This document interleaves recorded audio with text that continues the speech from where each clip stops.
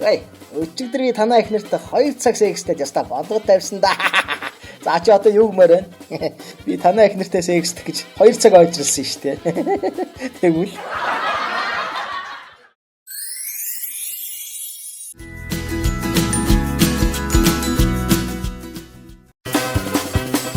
эмчээ би нэг хачин хий хоосон санал сонсоод байдаг болчихлоо. За та санаа болгоо. Бид таны дээр сонсоод байгаа хий хоосон саналыг жоо би алга болгоч. Бишээ. Та намайг сайн ойлгосонгүй. Бид нар сонсогдоод байгаа хий хоосон саналыг бодиттой болгомоор ах юм да. Тэгвэл та эмнэлэгт биш. Харин сонгуулийн ерөнхий оронд хандах хэрэгтэй байна да.